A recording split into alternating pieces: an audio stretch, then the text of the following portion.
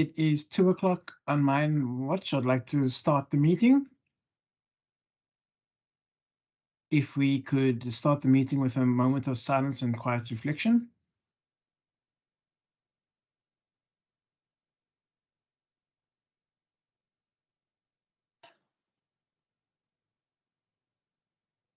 Thank you very much. Members, I'd like to welcome you to the meeting and all officials once again, and any members of the public, if there are any. Right. I will ask the members to introduce themselves so that we have it for the minutes of the recording. I'll start with myself. I am Christopher Fry. I'm a member of this committee. If we can start with member Bartman. Afternoon, Deirdre Bartman, member of the committee. Good afternoon, Chairperson and members and officials. I'm Dan Plato. I'm substituting this afternoon for Member Gerrit van Rensburg. Thank you.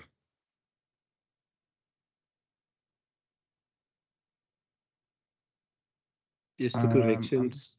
Sorry, Chair, just a correction. I think Member Plato means Gerrit Torres.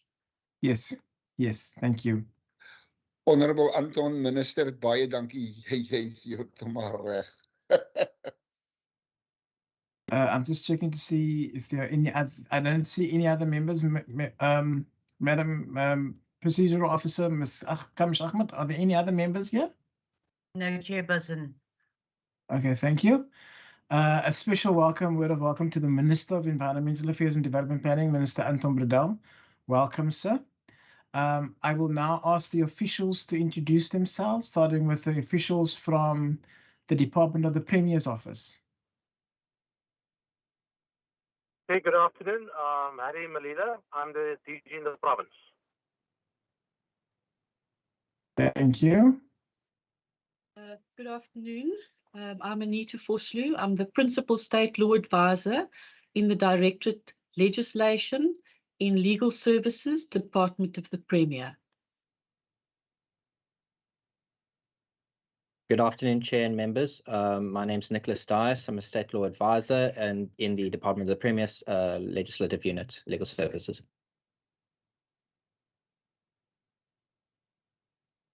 Thank you very much. From the Department of Environmental Affairs and Development Planning, I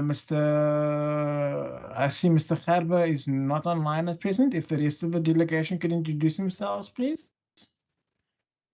Thank you very much, Mr. Chair. Karen Shippey, Chief Director, Environmental Sustainability, and my Director for Climate Change will be joining us shortly. Thank you. Chair, I am Advocate Shemaine Maria. I am the Director Environmental Governance from the same department. And I believe the reason why our other colleagues hasn't joined online yet is they are in a MinTech meeting and they will join up with us shortly. So that would be Mr. Gerber, Mr. Mohammed, and if Mr. Paul Hardcastle is also not here yet, it's because of the MinTech meeting. Okay, thank you very much, Ms. Murray. And in a minute, the Department of Local Government, is Mr. Graham Paulson here? Yes, I see he's here. So good afternoon, Chairperson and honourable members, Minister and colleagues. Graham Paulson, Head of Department of Local Government. Thank you. Fantastic. We are mindful of the time, so so thank you very much. Right. I've got apologies from Member Pretorius and Member Plato standing in for Member Pretorius at the present. I've also got an apology from Member Klaas. Ms. Kamish Ahmed, are there any other apologies from your side? No, Chairperson. Thank you. Thank you very much. Okay. I'm just seeing the Premier is also trying to log on. Ms. Kamish Ahmed, I'm forwarding you a message to from the Premier. If you could just arrange for him to be. I'll try to call him in, Chairperson. Thank you. Thank you.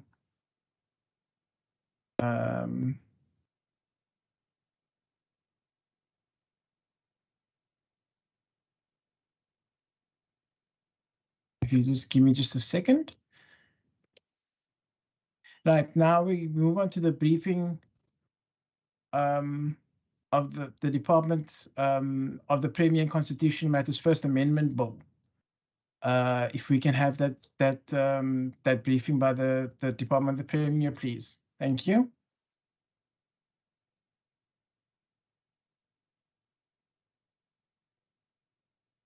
Thank you, Chair. If I could just check with Wasima, if Ms. Ahmad could just say whether she's presentation or if I need to do so. Chairperson, if the department can flag their own presentation. Thank you. Please do. Thank you.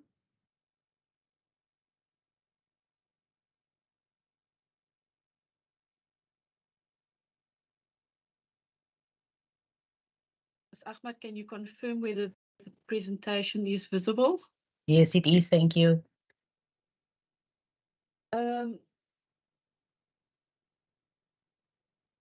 Thank you very much. Just by way of background, so the National Constitution, as we all know, was assented to on the 16th of December 1996, and it commenced on the 4th of February 1997. The Provincial Constitution was assented to on the 15th of January 1998, and it commenced on the 16th of January 1998. Many of the provisions mirror the provisions contained in the National Constitution. What is important to note is that Section 3, subsection 3 of the Provincial Constitution states as follows: the provisions of this Constitution must not be interpreted as conferring any legislative or executive authority on the Western Cape, which is inconsistent with the National Constitution. So to date, there have been about 17 constitutional amendment acts to the National Constitution, and there is an 18th one in the pipeline at the moment. I think it's with the President, and that, you may recall, pertains to the addition of sign language as another official language. So what we did in the Legislative Unit some years ago was an analysis of all the constitutional amendment acts so that we could prepare an amendment bill to our provincial constitution, given all the amendments to the National Constitution. And so some of the amendments to the National Constitution obviously require concomitant amendments to the Provincial Constitution. So the main purpose of the bill currently serving before this committee is to amend the Provincial Constitution in order to align it with the amendments that have been effected to the National Constitution. And then the second main purpose is to repeal the provisions relating to the Commissioner for the Environment. Now, I think what's also important to note is that overall the current bill comprises of 9 clauses. Of the 9 clauses, apart from the short title, which is Clause 9, most of the provisions are technical amendments to give effect to aligning our provincial constitution with the National Constitution. So, for example, as you can see on the slide, those are the National Constitution provisions that were amended between 1999 and 2003, with sections 106, 108, 120, 139, 228, and 230 of the National Constitution. So the clauses that are serving before the committee at the moment that require amendment are sections 15, 17, 30, 49, 59, and 63. And that is to align those sections in the Provincial Constitution to the amendments already made a number of years ago in relation to the sections I've just referred to in the National Constitution. Then also important, the National Constitution was amended to refer to the President of the Constitutional Court as the Chief Justice. And one other technical amendment was to align the Provincial Constitution with how it cites the reference to Afrikaans. It currently reads as Kwisibulu, Sisibulu, Kwesibulu, Isibulu, to be changed to Kwesi Afrikaansi, Sisi Afrikaansi, Kwesi Afrikaansi, Isi Afrikaansi, as in the National Constitution. I'm not going to, Chairperson, for purposes for our part, we're concentrating more on the technical amendments. I'm not going to go into the details in the following slides as to what those amendments propose to be. As I've said already, these were amendments, technical amendments to the National Constitution that were made many years ago. And because those provisions are mirrored in our provincial constitution, we obviously need to amend the provincial constitution to align it to how the wording is constituted in the national constitution. So this slide, for example, shows you how currently the national constitution reads in relation to section 106. So, and in the second column, how the provincial constitution needs to be amended to align it to the wording. And so with this slide dealing with the calling dates for election, in the first column, it's currently how the national constitution reads and how we need to align the provincial constitution. And so too with the provision relating to money bills. And then, of course, there was quite a significant amendment to the intervention in local government section 139 of the National Constitution. And you'll see there's a number of slides on that. And bearing in mind, these provisions have been implemented for a number of years already as to how they've been amended in the National Constitution. So too with the loan section in section 230, and then those were the other amendments that I've already referred to. The repeal of section 71 to 77 dealing with the proposed repeal of those sections, they pertain to the Commissioner for the Environment that we have in our provincial constitution, and those slides are going to be dealt with, those sections will be dealt with in the presentation by my colleagues from the Department of Environmental Affairs and Development Planning. So it's a very short presentation from us, but I think in conclusion, if I could just perhaps make the following statement, and that is sorry, Ms. Vosloo? Sorry, yes? Sorry, the presentation is still on the background. I don't know if it's me or not, but the presentation is still on slide 2. Is that correct? No, it's not. I've actually scrolled through some time ago, Chair, so I'm not sure. There seems to be a technical issue. Okay.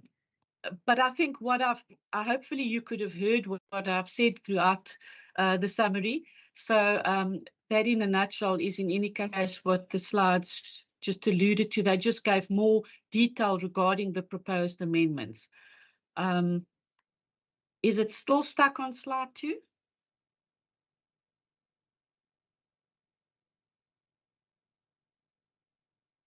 Chairperson? Yes, it Is Sorry, it I was still on stuck? mute. I just Okay. want to say Member Bartman's hand. Member Bartman?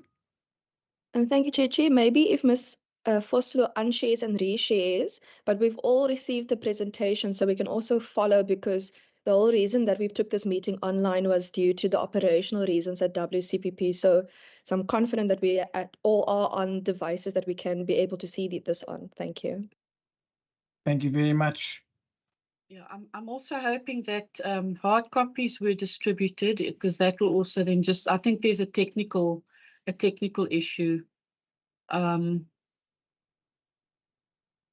Let me see. I can try and reshare again if needs be. No, that's fine. We've Is all it fine? received the Okay. presentation anyway, so we can go through the presentation at when necessary. But it is sliding through now. Yeah. Okay. Good. So yeah, so that's in brief our presentation. I'm not sure if the chair wants to perhaps let Environmental Affairs also do their presentation and then take questions at the end. I will do so. I just wanted to check if the premier is online. So welcome, Premier. I wanted to check if the Premier wanted to add any comments at this time. Thank you very much, Chair. No, I'm fine. I'm happy with that report. Thank you so much. And then finally, Dr. Malila, if you would like to make any comments at this time.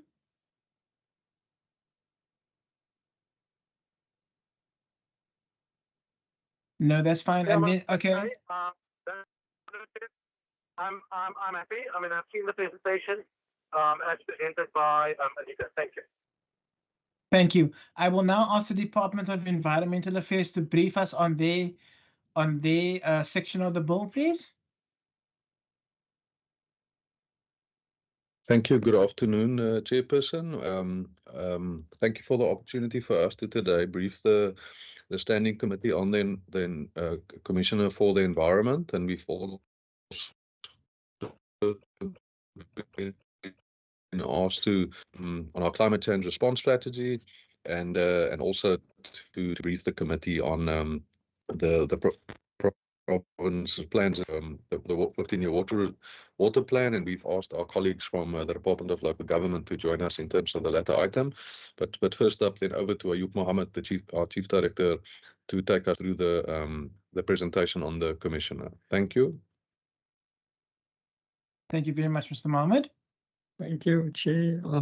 Good afternoon, Premier, Ministers, and members of the committee. Can I check if you can see the presentation firstly? There we go. Thank you very much. We can see the presentation. Okay. So we're not on you're on the notes view. You're not on the slideshow view. On my side, it's actually showing. Chairperson, if I may, Ayub, it's just the 3 dots at the bottom. If you click on that, so put it on display. And then the 3 dots at the bottom of the presentation, you can, if you click on that, the circle with the 3 dots, you can take it off hide presenter view. Thank you. We're there now. Thank you. Okay. Good afternoon, everyone. And this presentation is dealing with part 2 of the amendment bill, which deals, like Anita said, with the repeal of the Commission for the Environment. It's not in display. No, it's on this. Could you click on presentation view again, please, sir? No, it's not working. Yeah. No, I think there's something with the technology at the moment.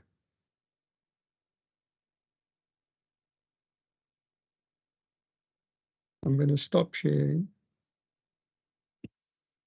But you do have the presentations.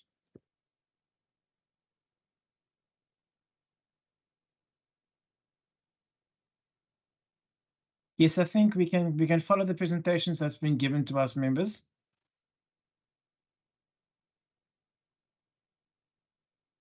Try again.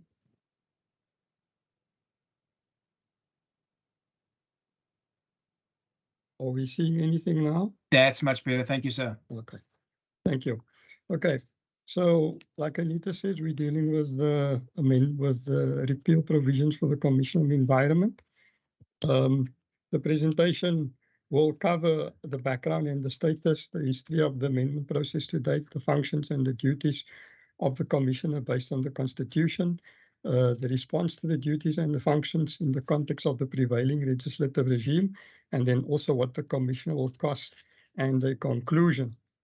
So starting with the background and the status, Section 71 of the Provincial Constitution establishes the Commissioner for the Environment, and Section 72 to 77 deals with the powers and functions of the Commissioner and the related aspects. So the Commissioner is binding on the provincial legislature and the executive unless and until the relevant sections have been repealed.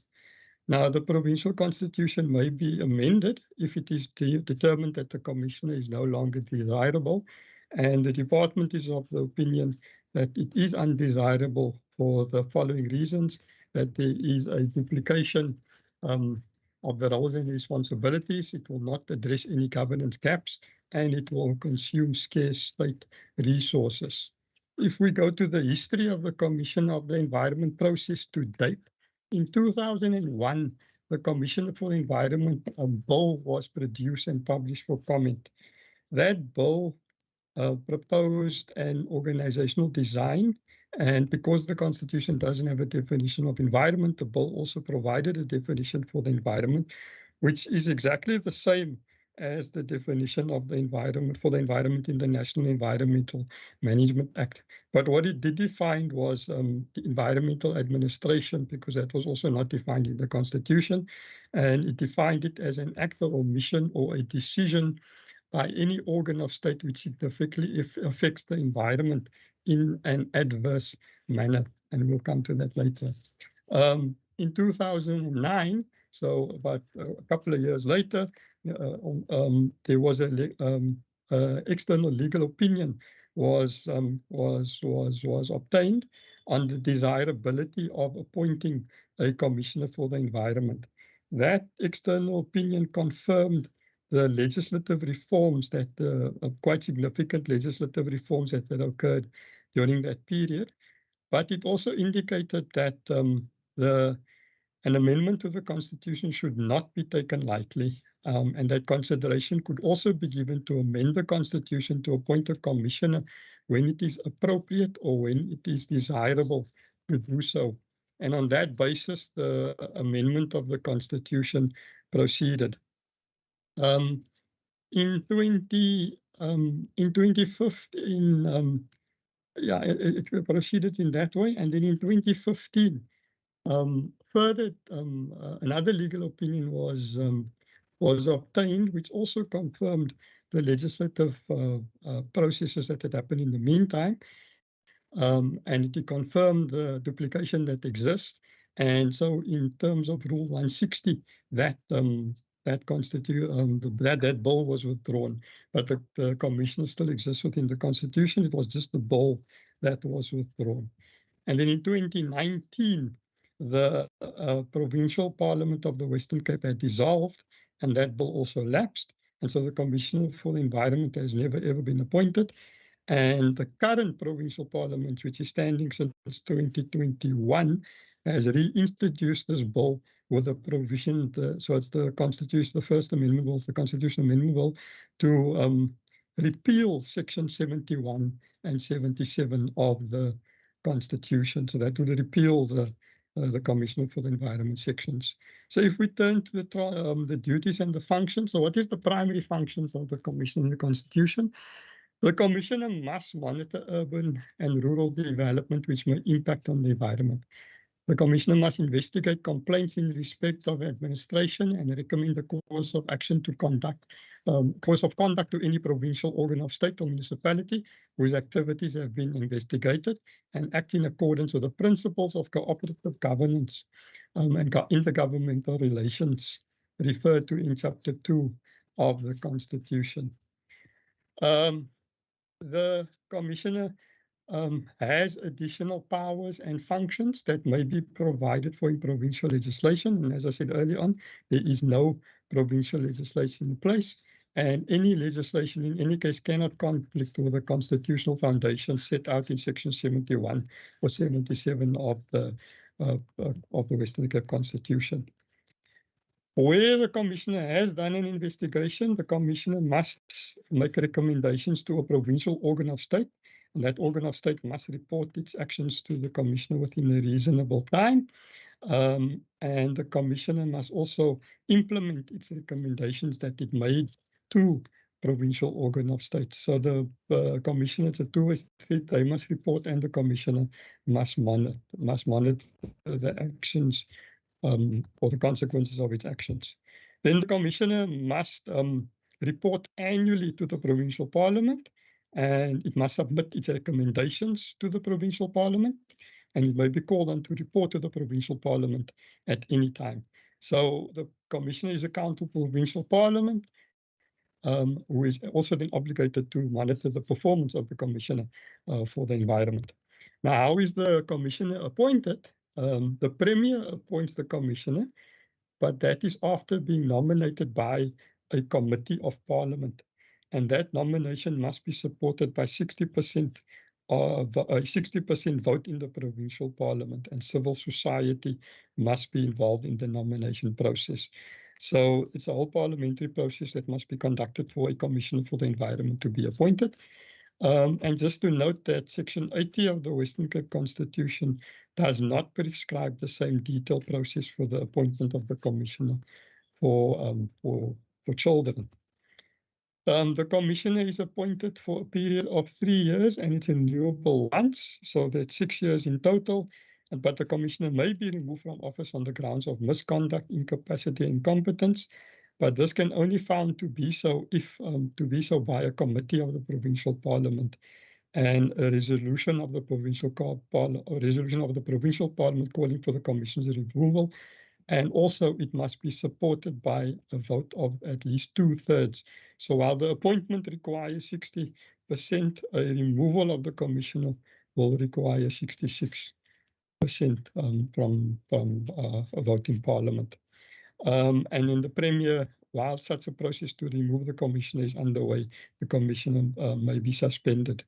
And then the Premier will be able to remove the commissioner if the Parliament has found that the commissioner is guilty of misconduct, etc. So what is our response to the duties and functions of the commissioner? Since 1998, and you recall the two legal opinions that was obtained in 2000, in 2020 and 2010, 2015, which indicated that there's significant environmental legislation that has taken place and public administration legislation that has been enacted. A lot of laws and legislation has been enacted dealing with integrated environmental management, governance, spatial matters, land use planning, urban and rural development, and intergovernmental and coordination and administrative oversight. So it is our opinion that there's overlap and duplication of roles in terms of the functions of the commissioner, as this has now already been provided for in both national and provincial legislation. Since 1989, this is the legislative scheme. Pre-1997, there was just a very few pieces of legislation that existed. But since 1998, all the stuff in grey pre-97 is the stuff to the right and the left of the green block. And then post-1998, there's been a series of legislation that has been published that deals with the environment. So the National Environmental Management Act has been enacted, and then there's a series of specific environmental management acts, like the Protected Areas Act, the Biodiversity Act, Air Quality Act, Waste Act, etc. And then on the planning side, we've also had the Western Cape Land Use Planning Act, and we've also had nationally the Spatial Planning and Land Use Management Act. There's also been the Water Act, and then Access to Information and Administrative Justice Act, PAIA and PAJA, and then Intergovernmental Relations Act has also come in to being. So there's there is a lot of legislation that has come into place. And then in the pipeline, we have some more legislation that is also planned, and particularly there we've got an amendment to the Western Cape Land Use Planning Act, and we've also got in terms of NEMA and administrative penalties bill that is coming, and then also dealing with agriculture, dealing with climate change, and the integrated planning bill that is also in process. From a policy point of view, there's a list of policies that have been enacted and that is in place both at the national and the provincial level, and it's on the slide. You can go through that. So just to repeat, the function is currently, in our opinion, the function is currently catered for in terms of the NEMA, the National Environmental Management Act, which provides for the establishment of various advisory committees and fora, the Waste Act, there's also a lot of institutional arrangements that is put in place there, as is the Air Quality Act and then Integrated Coastal Management Act. All these few slides deal with this, the coordinating mechanisms that is available within the current environmental suite of legislation. So a lot of oversight is happening in terms of environmental matters through these pieces of legislation. And then the National Water Act also established water catchment management agencies, water user associations, and the Water Tribunal. And then the Spatial Planning and Land Use Management Act also calls for the establishment of municipal planning tribunals to which decision-making can be delegated. The Western Cape Land Use Planning Act, LUPA 2014, if you recall some of the functions of the Commissioner. This act has now tasked the provincial minister to monitor provincial land use planning in terms of urban and rural development and biodiversity. So those were very similar to the pronouncements in the Constitution, but I think at the time when it was developed, these pieces of legislation didn't exist, so there were gaps in the legislation suite. Now, in the pack there, from slide 26, number 26, to slide 37, like Anita also did, we're not going to go into all the detail as to all the pieces of legislation. It is available in the slide. The slides are available, so we could at a later stage deal with it. But in the interest of time, that information is provided to the committee, where each of the acts and the sections are unpacked in a lot more detail. But then if I jump to this slide, it is important to note the limitation on the competence of the Commissioner, that the Environmental Commissioner, if for the Western Cape, will have no jurisdiction to investigate matters which do not constitute a provincial competence.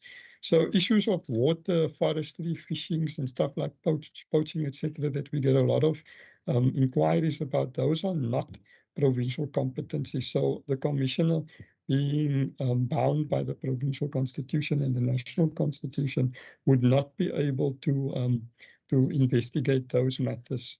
Then there's also a bit of unclear in terms of the competence over municipal matters.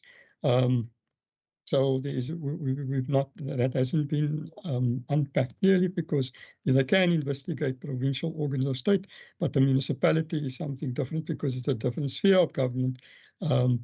And if you look at the way it's been put out in Section 72, it says that the Commissioner must recommend the course of conduct to a provincial organ of state or a municipality whose activities have been investigated.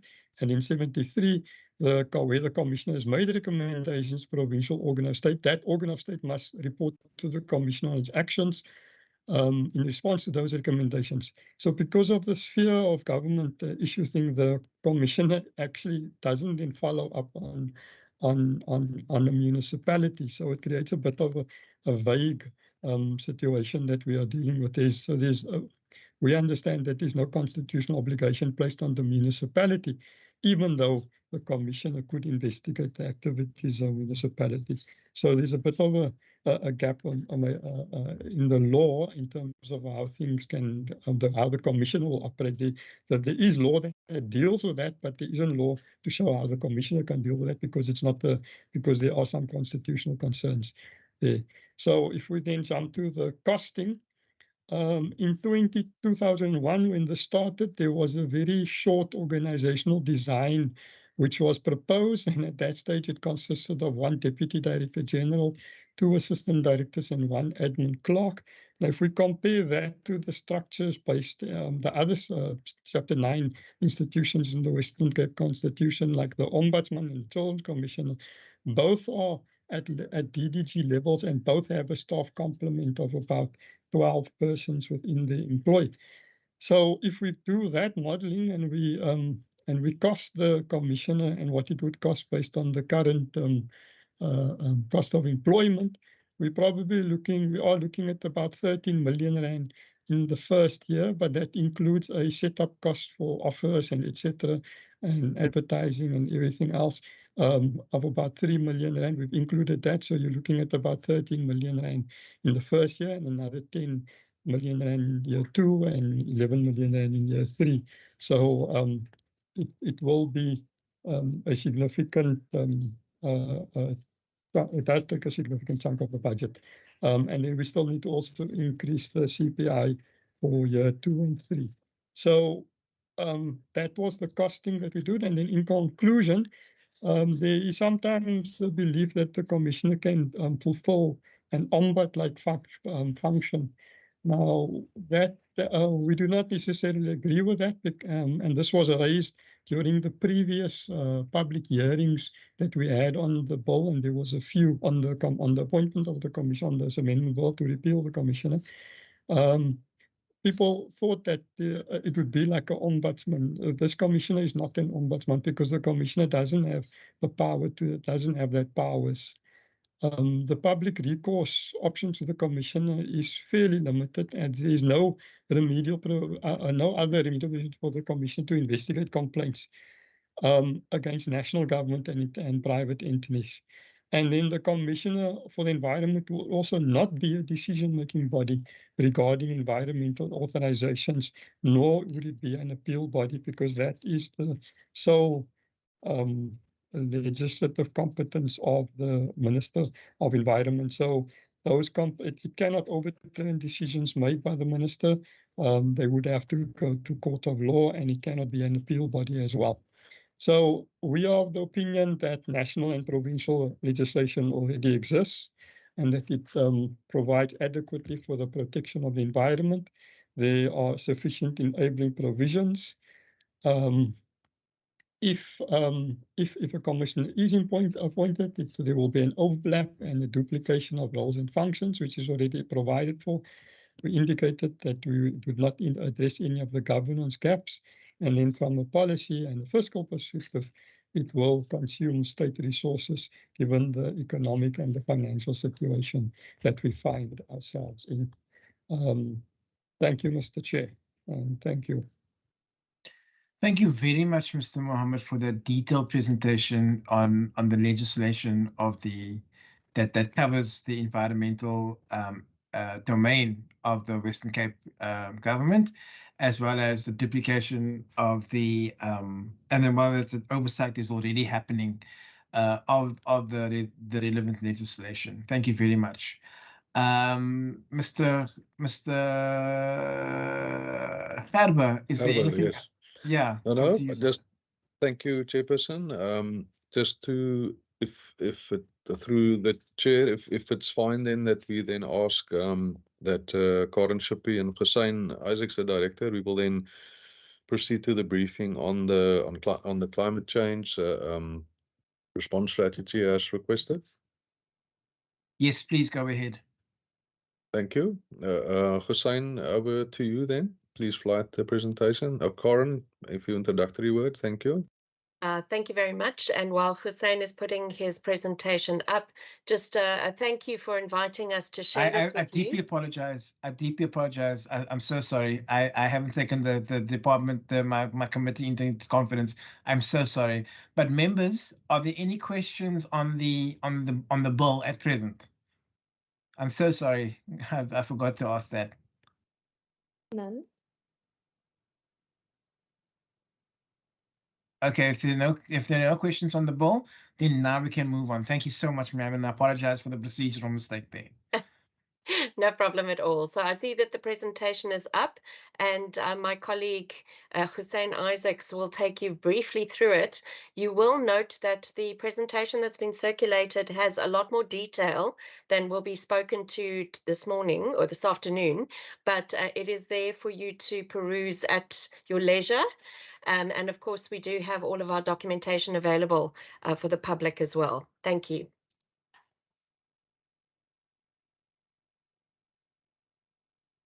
Thank you, Chair, and thanks everyone. And again, thanks for the opportunity to come and share with you in terms of the mitigation and adaptation plans for the Western Cape. My presentation is visible, right? Yes, sir, it is. Thank you. Now it's not moving my side. Let's just see. Sorry about this. No, would you like to unshare and then reshare the I presentation? think I'm going to do that. There have been a few technical issues, Hussein, with the other speakers, so that does seem to resolve the problem.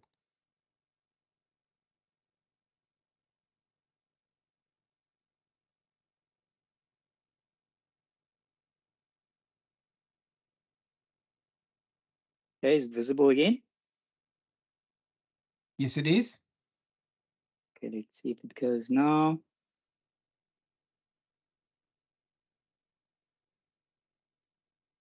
Still nothing. Still nothing. Still nothing. In the meantime, if the department of the Premier and the officials are happy to be excused, if you don't want to watch this, if you don't want to listen to this presentation, you're happy to be excused for the department of the Premier, Ms. Foster and team. Thank you. Thank you very much. Thank you, Chair and members. Okay, trying again. Oh, I'm not sure what's going on here now. Okay, I think we can just follow the presentation that's been given to us, Mr. Isaacs. Okay, great. Hussein, I can try and share it as well. Okay, let's do that first.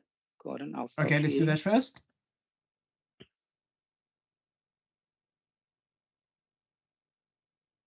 Chairperson, if I may, while Karen is going to flight at Hussein, you can in the interim convert your version to PDF. And then if Karen also can't present, then you can simply share the PDF and put it on full screen. It looks like PowerPoint, but there, Karen's is working, so thank you. Thank you, Mr. Gerber. Go ahead, Mr. Isaacs.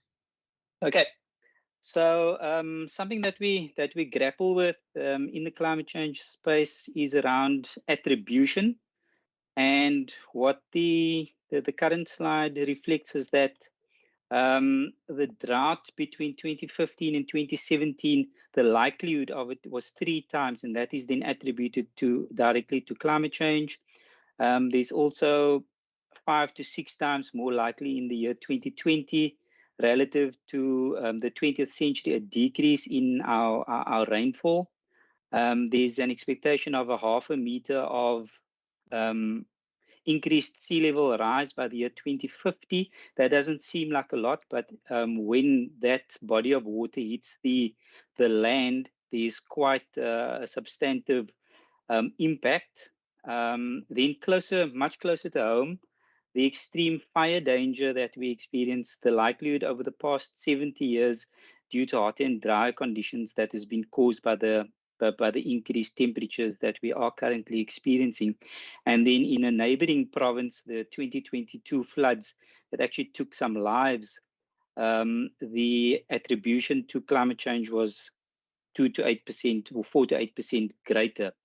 So this is just it's called the AR6, the Annual Report 6 of the International Panel on Climate Change. So it's a report put out by climate scientists from all over the world. And I'll just focus, we are in the city of Cape Town, so I'll just focus on what the projections are for 2030, is that there's a 30% more likelihood of us being in a drought compared to 1995, 7% decrease in rainfall compared to 1995, one more extreme hot day that is above 40 degrees, and then 3.5 times more very hot days above 35 degrees relative to 2005. Now, these doesn't seem a lot, but again, as I said, if we look at our exposure risk and in terms of fire, one hot day can really translate into quite a substantial impact from that, and it could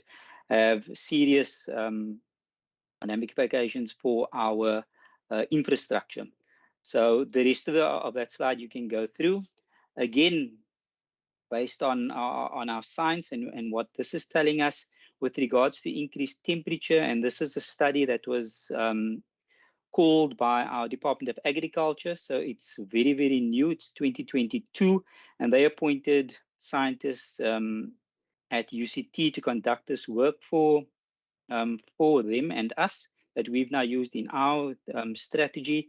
And if you look in the center of the slide, we are already 1 degree higher, and the expected by the year 2060 is for us to actually be 2.5 degrees centigrade annual increased temperature higher than what we were in 1990.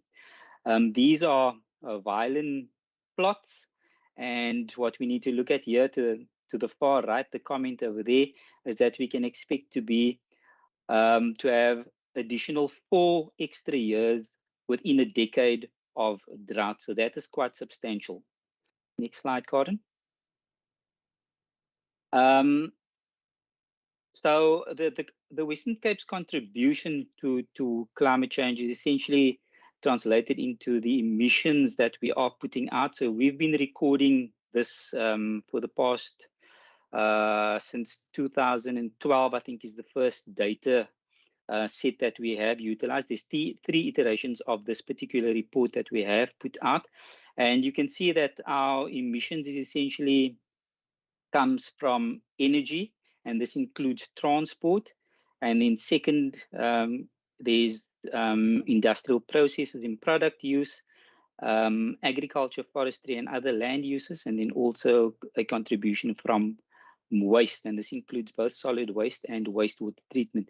If we break down the biggest contributor, our energy, we can see that the biggest contributor is from our transport sector, then from industry, which is dependent predominantly on coal and electricity, and then the other sectors. I've got to put in a rider that the data is sometimes a challenge for us to actually access, but this is the best report that we have put out to date, and it's also inclusive. The last 2 versions did not include the AFOLU, the agriculture, forestry, and other land use, but the last iteration does include that. Yeah, it's fine, Karen. Next slide. So just where we're aiming to be as a region, we have put out, and the Premier signed us up to what's known as the Under 2 MOU, which is part of the climate group. So this is out in the international domain, that we are aspiring to be a net zero province by the year 2050. And we're hoping to make a bid for the international climate finance that is becoming available. We would want to be a socio-economic and socio-environmental resilient. Front and center, we're all exposed to this. We'd like to be an energy secure province, and predominantly based around renewable energy generation. We are also participating in a just transition processes to have our economy a low carbon economy as well, and this is evident in what is currently present in our growth for jobs strategy. And then we'd also want to see climate adapted infrastructure. Next slide. So in terms of a policy space and where we find ourselves, policies that are in fact climate change responsive, the list is there, and I think of interest here today as well was the call for the 15-year water plan that features climate change quite strongly, and then also the growth for jobs strategy. It is a little bit heavy around net zero and a bit lacking on our adaptation side, but we would like to see that change as the jobs for growth strategy unfolds in its implementation. Next slide, Karen.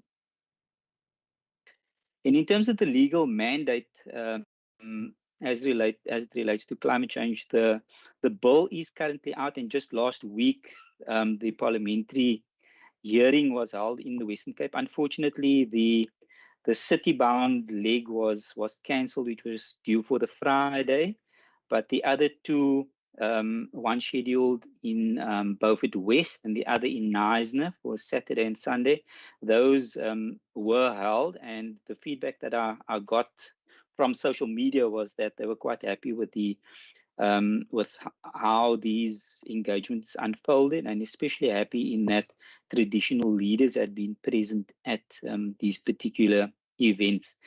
So what we've got just the expectation on the Western Cape government is that the Premier now needs to develop an intergovernmental forum that that speaks to climate change and that will report into the presidency. We are obviously looking at other avenues where we already, or that we can already utilize, and we are trying to earmark the Premier's coordinating for the PCF, the Premier's coordination forum, that will then get an additional agenda item around climate change that we can then report into the Presidential Coordinating Council, and then linked to municipalities and or subnationally. The expectation on both provinces and then district municipalities is that these institutions will need to have climate change response plans. So what you see on your slide there is that it appears as if we've preempted the expectations of the bill. So all our districts currently have a climate change response plan, and we also have, as a province, we also have a climate change response strategy and implementation plan that I'll go into a little bit more detail in a moment. And then what we also have is that a few municipalities have taken it upon themselves to develop their own either mitigation or adaptation plans or climate change response plans. So we would appear to be covered already. Some of them are quite old and will require an update. So the Western Cape Climate Change Response Strategy, the current version, we've had 3 versions to date, 2008, 2014, and the current version that we dub Vision 2050. And the vision there is that we are aspiring to be net zero emissions and climate resilient by 2050. And this is built on an equitable and inclusive economy and society that thrives despite the shocks and stresses posed by climate change. So there's 4 objectives. This is to respond to the climate emergency. The second one speaks to a mitigation response. The third one speaks to an adaptation response or resilience. And the final one is enabling a just transition. This is looking at private sector, civil society collaboration. So government alone will not be able to achieve the objectives that we set out. The system will only be achieved through collaboration. Next slide, Karen. So these 4 guiding objectives to achieve this vision or aspiration that we've put out. And at the end of last year, we also put together an implementation plan that has numerous actions, as well as responding to our stakeholders that were requesting that we actually put out targets so that we are not heading blindly into this, that they know in which direction they're going and by how much. Next slide, Gordon. So there's 20 response programs that we've identified in the implementation plan, and we have identified the relevant institutional responsibilities, so lead stakeholders as well as supporting stakeholders. There's also gaps in knowledge that we've identified that will need to be plugged in order for us to meet, let's say, middle to long-term objectives. And then, as I mentioned, we have attempted to include both private sector and general public. So those are the response programs that we have covered, and this detail can be shared with the committee as well. So just to pick a few of them, responding to the climate emergency. We are a coastal province, so we are attempting to reduce coastal risks. We have climate change featured in our coastal management plans. We work closely with our disaster risk colleagues in PDMC, and we're also trying to make that shift from being reactive to also having proactive responses in the disaster management space. In terms of being a net zero emissions province by 2050, we've done what's called a net zero emissions pathway, which is a modeling exercise, and then back calculating from a net zero base or not base forecast of 2050 back to where we currently are. And we're also looking at costing the associated infrastructure. A figure that that came from our Jobs for Growth workshops around net zero was 15 terawatt hours, and that would equate to, if I recall correctly, about 5,700 rugby fields worth of solar PV. Next slide, Karen. This one speaks to adaptation. What stands out here, we've already made quite substantive inroads, is around the smart agri plan. So this is our Department of Agriculture.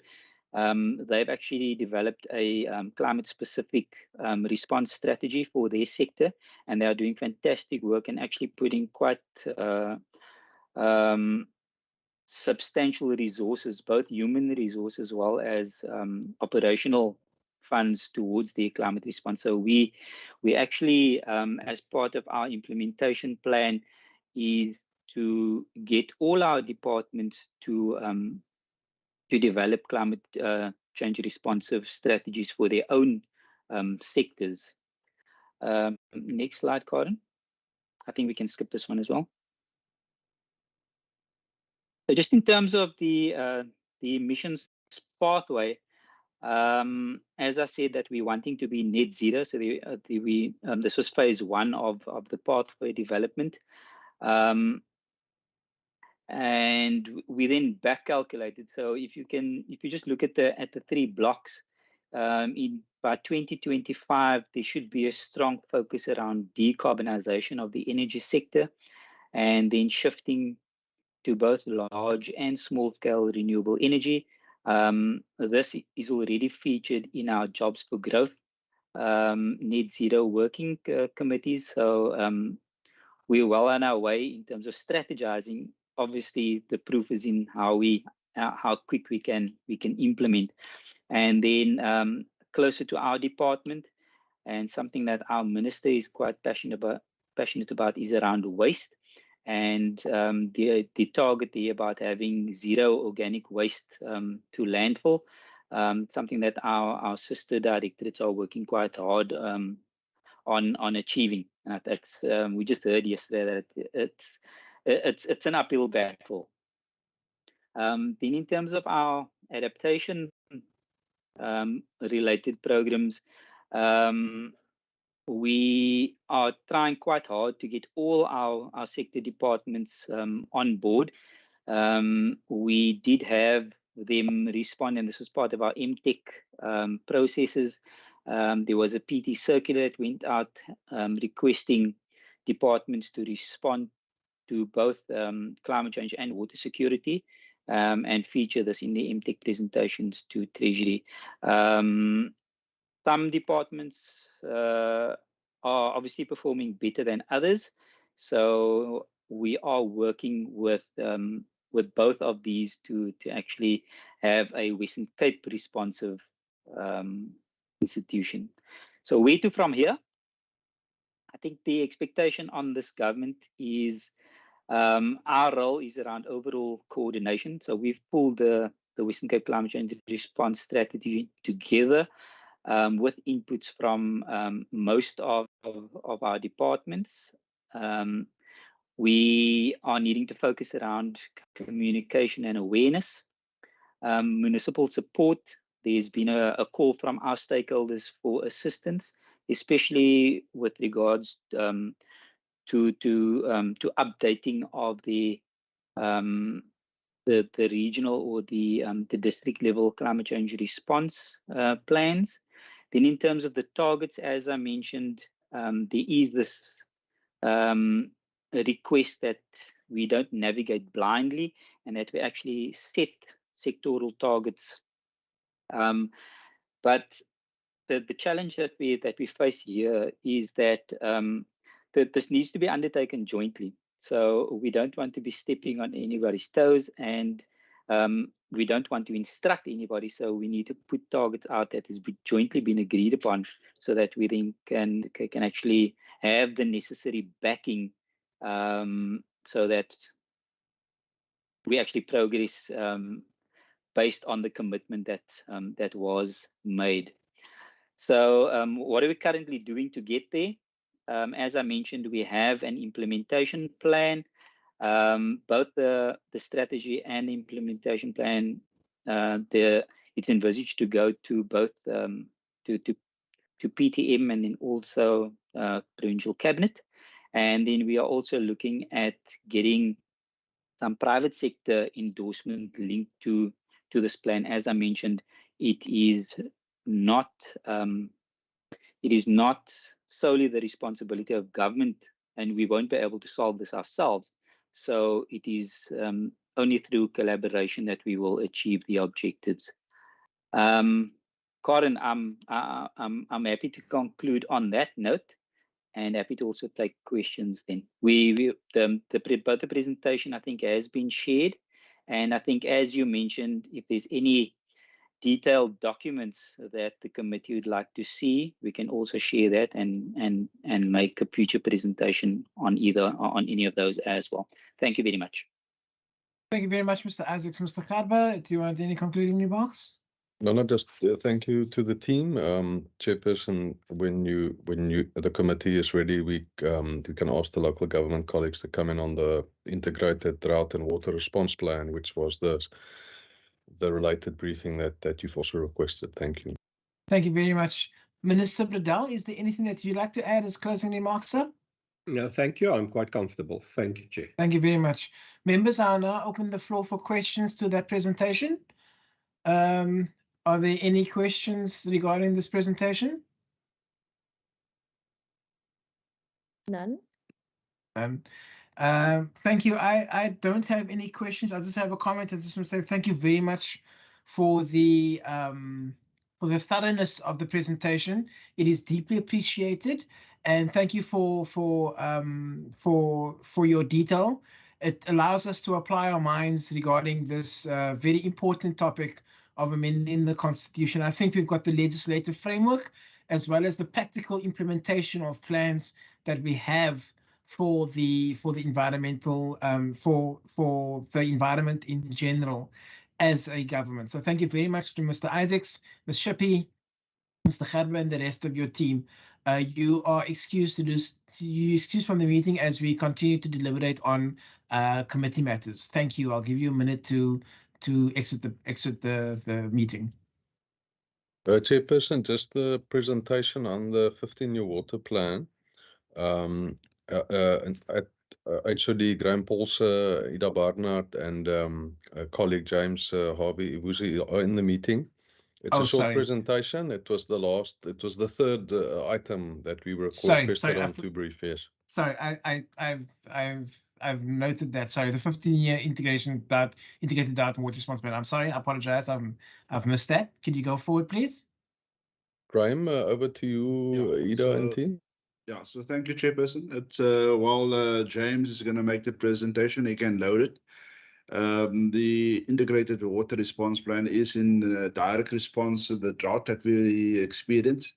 It is the water resilience or the water security is a provincial transversal risk. And we've worked with many stakeholders in the province and national and local to put this plan together. We had an indaba as well on the two-day indaba on the water plan. And the water is also a priority focus area in the growth with jobs strategy. And so over the MTF, we've also been given funding for the implementation of the water response plan in municipalities, and we have already started with the implementation of the plan.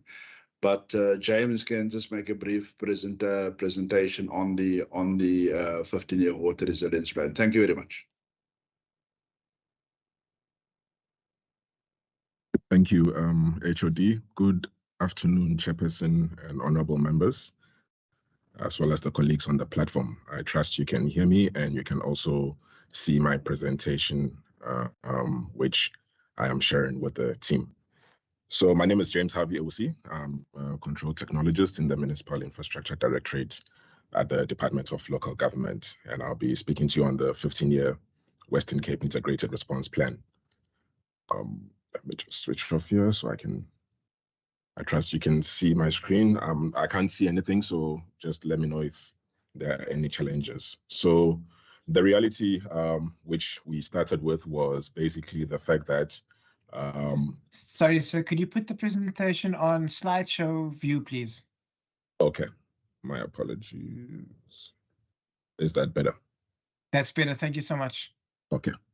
All right. So basically, the reality is the fact that the country and also the Western Cape is underwater stress due to global risk and climate change and challenges within the environment. And our response then as the Western Cape and also the Department of Local Government was designated as the coordinating department for the managing of this provincial water risk, which as my HOD mentioned, is under one of the key deliverables under the Growth for Jobs, which encompasses the transversal water risk across all departments in the Western Cape government. The gap that also the 15-year looked to fulfill was the bringing together and integrating of the various planning that happens throughout the different departments and also service providers in terms of municipalities, as well as your National Department of Water and Sanitation. And basically, in terms of that, the 15-year was meant to create a costed, prioritized, sequenced action plan that looks at water resilience within the province. Now, it contained many deliverables, which ranged from your technical interventions to your programmatic interventions, and they included your literature review in terms of your climate change, your your context and background of the drought, the 2015 to 2019 drought that was experienced in the province, as well as also putting together and conducting an assessment or conditions of existing water and wastewater infrastructure plans, infrastructure within the province. So the deliverables ranged from just your reports that were produced to actual tools that were developed as well in terms of that. The team comprised of a diverse team in terms of skills and experience, from your geohydrologists to water resource specialists, as well as your project managers and also professors and scientists in the field of water resource management, and also bylaws, drafting of bylaws, and also implementing of bylaws within municipalities. So it was carried out through stakeholder engagements with the municipalities. In terms of at national level, there was discussions with DWS to discuss each town's system, as well as meetings with the departments to discuss specific systems. And also we had a project steering committee that looked at the progress of the work being carried out by the service provider, and also provincial government interactions in terms of the programmatic interventions that needed to be carried out and also streamlined from the various existing documents and reports and policies that were in place. There was also local engagements with municipalities in terms of their technical and finance staff to address key issues, and also just to get correct and updated information in terms of water services within those municipalities. So the project methodology looked at a consolidation of existing studies and plans. A whole range of documents were considered. I'm just playing a little snippet of all the various drought management plans, legislations, and also studies that had to be interrogated to try and extract accurate and also meaningful information, and also try and put together the different information that was available, but just and also analyze and have a look at what then, based on the professional judgment and assessment, is then the true reflection of what could be in the municipalities. Just go to the next page. So one of the main tools, which was the planning tool that came out of this 15-year plan, was your planning tool, your municipal info tool, as well as your water balance tool. Now, your municipal info tool looked at each town in the Western Cape, and it provides a snapshot of the current water resources, the status quo of infrastructure, and also issues of bulk water supply systems within the towns. So from your water source, where an individual town perhaps obtains their water, how it treats it, what kind of treatment plants there are, their storage capacities, their distribution and network systems, and then also your wastewater treatment works and their conditions as well. So the municipal info tool is a working tool that would need to be continuously updated with information as it changes, and also as engagement with municipalities is carried out. The water balance tool was developed for each town as well in the province. It looks at water balance for each town, water resource reconciliation graph, as well as the water infrastructure capacity assessments, which were carried out, and then also your infrastructure and water resource interventions that are required to ensure that those systems are resilient and that they also have a multi-mix in terms of water supply, and not totally dependent or reliant on one source of water. So this is what your water balance tool looks like. It's presented in the same format that the municipalities submit information to the National Department of Water and Sanitation, which makes it easy to interact with what the National Department is doing, and also avoid municipalities having to do different reporting in terms of that. So basically, we can still get the information as they currently do report, and it gives you then an opportunity to look at how then should projects be prioritized to ensure that there is water resilience. I just want to move this so I can show you properly. So basically, it's a multifaceted Excel tool at the moment, and with the interaction that was had with the municipalities in terms of the priority projects that they have, as well as assessments from the PSP and the department in terms of then what is the priority, or where priorities may need to be relooked at to ensure that you are able to meet the demand of water within that system. So basically, you can change your priorities in terms of projects, and that will tell you how much water availability or how much volume of water a certain project can allow or can bring into the system, so that the municipality or the town or the system doesn't then have a deficit in terms of water supply. So that is also one of the tools that was developed by the plan, and it's okay. I'll get to the rollout in my presentation, but that's just a snapshot of the different items related in the tool that help you to prioritize your projects based on your water requirements. So now, what is the next step? The project has been completed. It was completed last year, late last year, and it was presented to cabinet as well. And as my HOD mentioned, it was also shared with the province at the Water Indaba to just inform the municipalities that the department will be engaging with municipalities going forward. And in terms of our rollout and implementation plan, the handover in terms of approvals have been completed. We've also carried out training to Western Cape government employees who will be working, who are involved in the planning aspects of the 15-year plan in terms of the various roles that they play in ensuring that water resources are looked after and are resilient within the municipalities.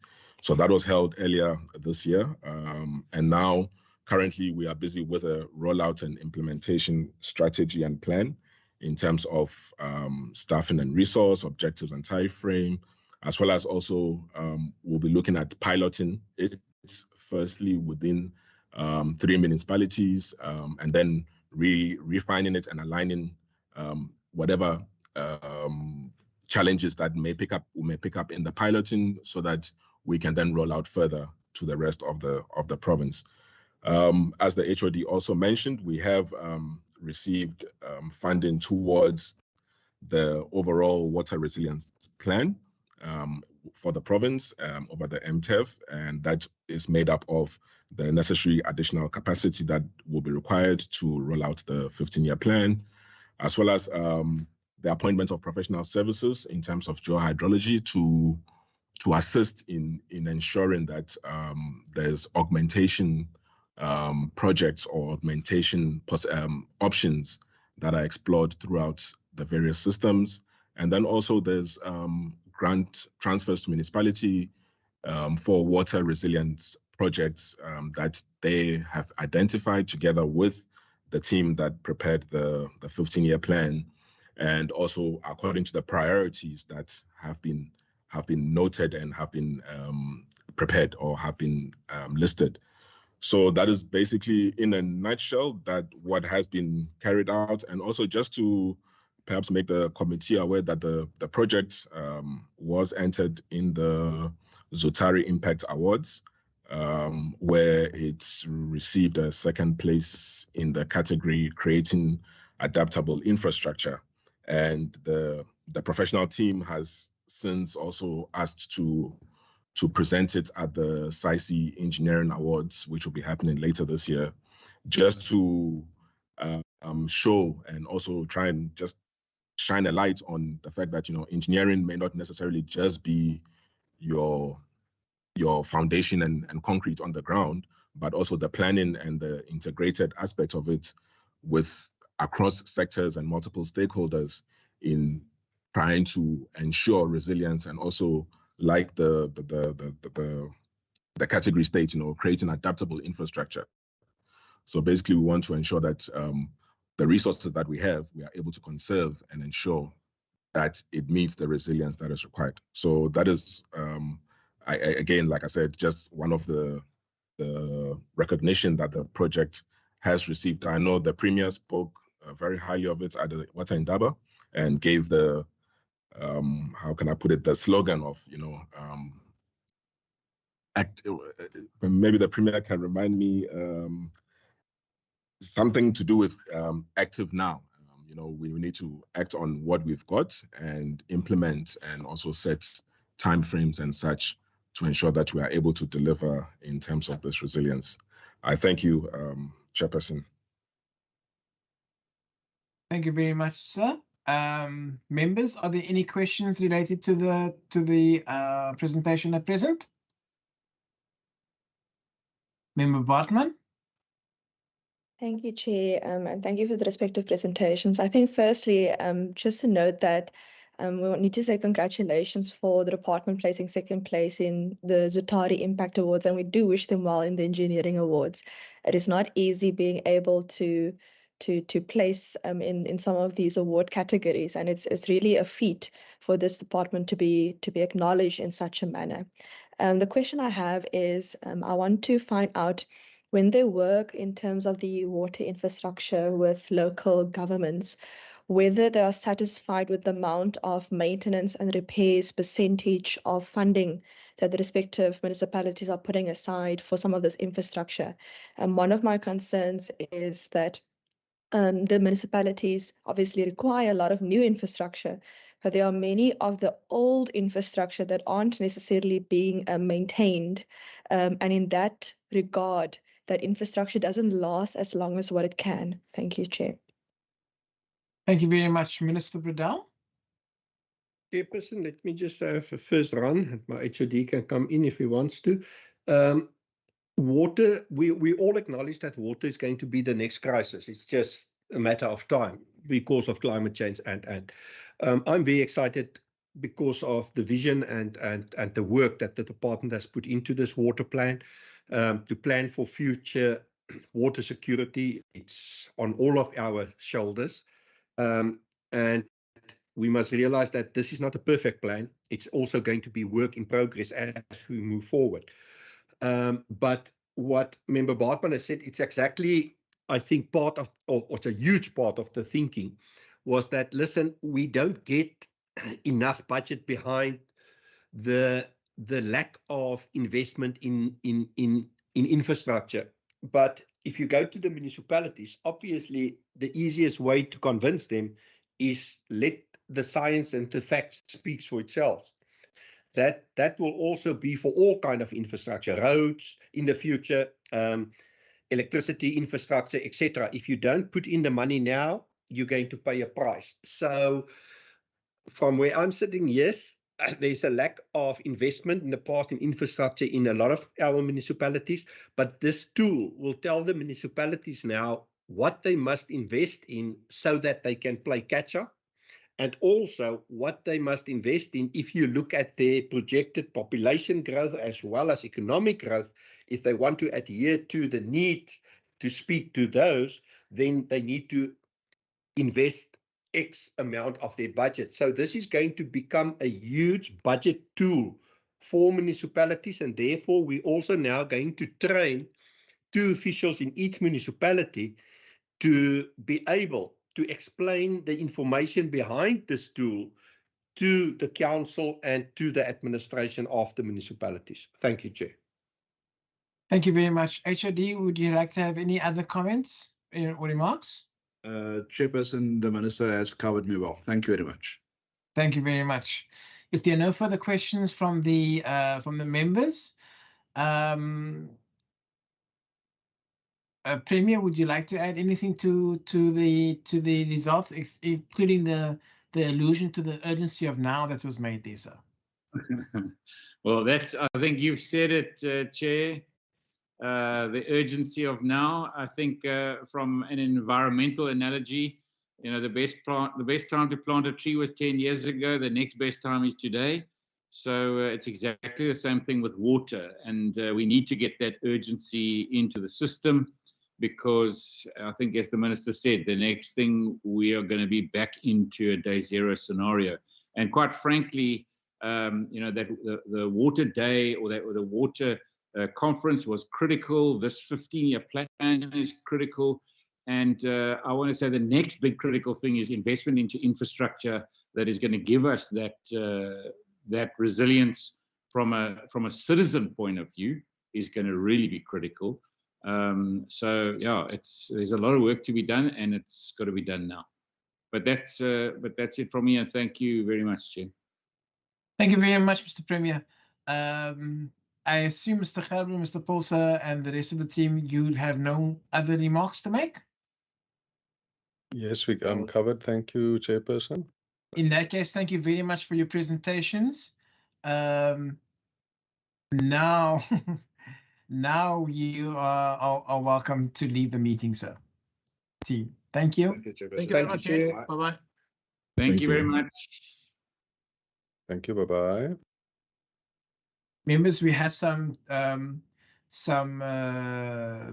committee business to take care of. Ms. Kamish Ahmad, if I can have your assistance in flighting the following. We have 3 reports. Dr. Malila.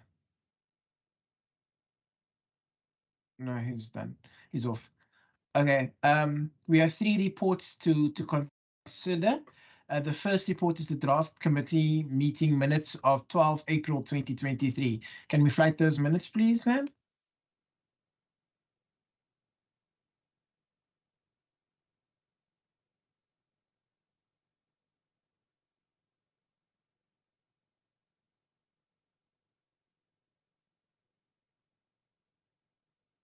Chair, can you see the screen? Yes, I can. Thank you very much. Members, if you may go through these minutes.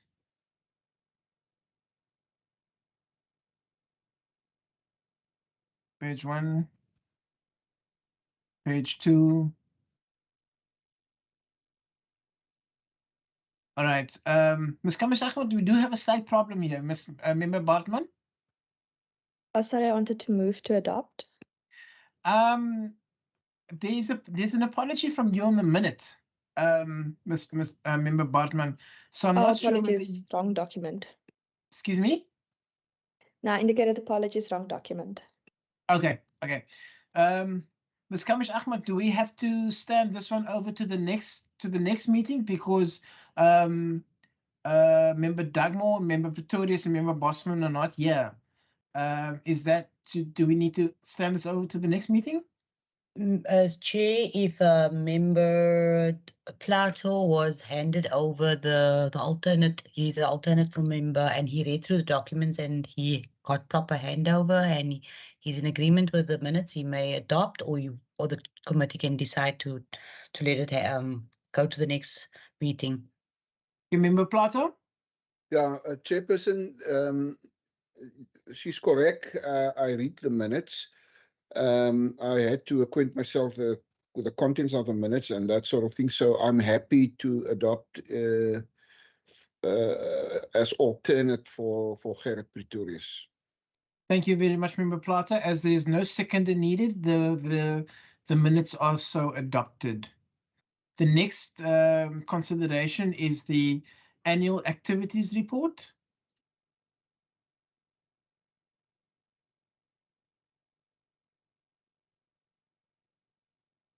And it's on the screen now. Page 1.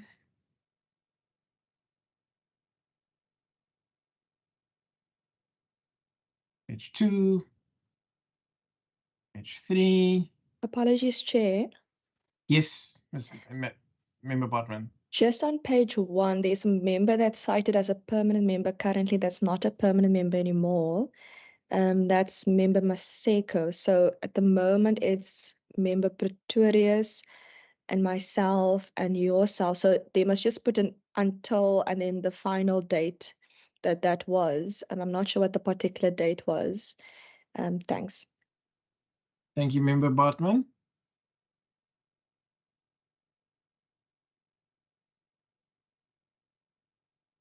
Okay. And we continue. Page 2. Page 3.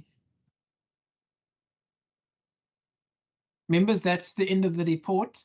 Once the amendment is made, can we adopt the report as amended? Member Bartman? Thank you, Chair. I adopt with amendment. Thank you very much. Apologies, move with amendment. Thank you very much. We move to adopt the as amended. Thank you. The third report that we will consider is the draft quarterly report for October. Sorry, the 3rd and 4th is the draft quarterly report for October to December 2022 and January to March 2023. Let's consider October to December 2022. Ms. Ahmed, it's on the screen, page 1.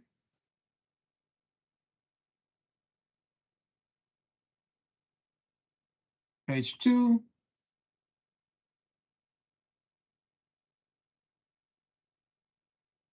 Page 3.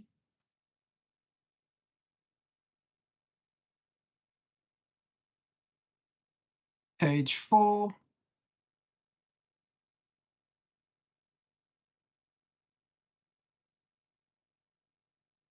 Page 5.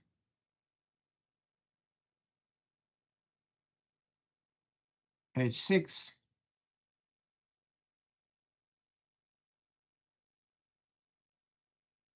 Page 7, page 8. Chair, Member Bartman's hand is up. Member Bartman. Chair, just on the first page again is the same amendment as the previous document, but other than that, I move to adopt with amendment. Thank you very much. The report is thus so adopted as amended. The second report is the January to March 2023.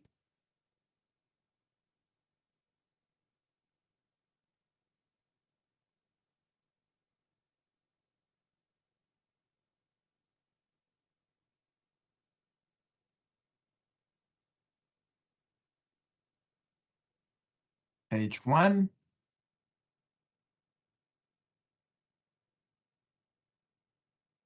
Page 2. Page 3. Page 4. Page 5. Page 6. Page 7. Page 8. Page 9.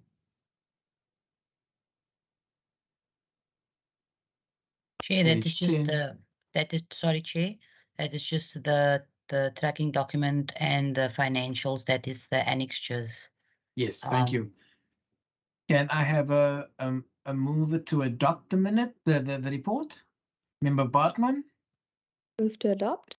Thank you very much. The report is thus adopted. Members, that's the end of the deliberation of the reports. Ms. Kamsh Ahmad, is that correct? That's correct, Chairperson. Thank you. Thank you. We move to resolutions and actions. Members, are there any resolutions or actions? Member Bartman? Thank you, Chair. I just think that from a committee side, we should congratulate the Department of Local Government on placing second place in the Creating Adaptable Infrastructure in the Zutari Impact Awards, as well as wishing them well in the Size Engineering Awards. I'm not sure how to spell all of that. I think it's on one of the presentation slides. And just secondly, on one of the other presentation, I do think that it is important for us to note that the Department of Environmental Affairs and Development Planning has presented a number of policies and legislation to us today that covers the exact same mandate as the current Environmental Commission in the Constitution, and that is an important factor for us to take into consideration going forward. Thank you. Thank you very much, Member Bartman. Are there any other resolutions before I make my resolution? No? Thank you very much. Members, I would like to table the following.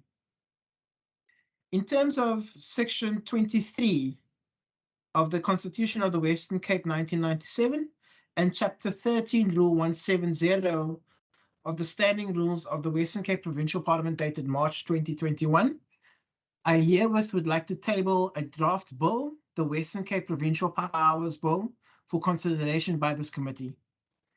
The object of the bill is to promote the provincial powers by the Western Cape, to establish the Western Cape Provincial Powers Committee, to require the Western Cape Provincial Government to report to the Western Cape Provincial Parliament on the assertion and assumption of provincial powers, to provide for the introduction of provincial and national legislation to assert the Western Cape's provincial powers, and to provide for matters connected therewith.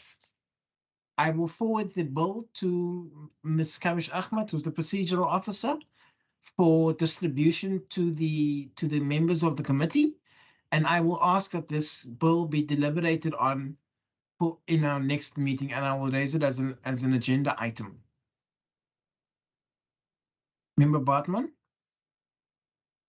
Thank you, Chair, and thank you for bringing this matter to us. May I ask that if you could also, once you send the bill to us for reading, that you could also just perhaps forward it to the Speaker's office. My understanding of bills is that the Speaker's office, I think they just check like constitutionality and then they refer it to us so that we are able to look at what we need to consider. But in this regard, I look forward to reading the content that you have tabled today. Thanks. Thank you. Mr. Vermeulen? Chairperson, thank you very much. Can you hear me?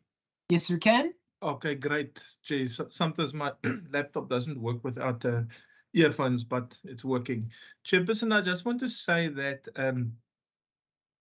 maybe, and I'm just thinking aloud here, maybe it's not the right time to forward this to the Speaker's office, because if I look at process, you are tabling this bill, or you're actually introducing this bill or draft bill to your committee today. And I think the idea, you can correct me, Chairperson, like you've said now, is for your committee to read the bill, and then at the next meeting, the committee will discuss and deliberate on the bill. And I think part of that process, and once again, Chairperson, correct me if I'm wrong and I'm making wrong assumptions, is for the committee to now all come on board and say, yes, this is a committee bill that we as a committee would like to introduce. So only when the time comes, when the committee says, yeah, yes, we want to introduce this bill, then the bill would be introduced by the chairperson, who will be the member in charge of the bill, according to or in accordance with Standing Rule 170, which says how a bill is to be introduced. And if I don't have the rule in front of me, but I think it says that it's either sent to the speaker when the House is not sitting, or it can be tabled in the House as well. But I think that process will only come once the committee agrees after maybe its next meeting that, yes, we as a committee want to introduce this as a committee bill. Thank you, sir. Thank you, Mr. Vermeulen. Member Bartman? Thank you, Chair. Having heard the advice from the Senior Procedural Officer, I'm happy for us to take the route that he has advised, and I support this in this regard. Thank you. Thank you very much. I was going to read Rule 170 to the committee, but Mr. Vermeulen has done a good job in explaining the rule to us. So yes, we will deliberate the bill at our next meeting. I will make sure that the agenda item is placed for our agenda for the next meeting on the 9th of June. And we can deliberate and make a decision on whether we will forward the bill to the House through the Speaker accordingly. Members, if there's no further deliberations for this meeting, thank you very much for your attendance at this meeting. Enjoy your weekend and be safe. The meeting is adjourned. Thank you, Chairperson. Thank you. Bye. Thank you. Thank you very much. Bye-bye. Thank you, Chair.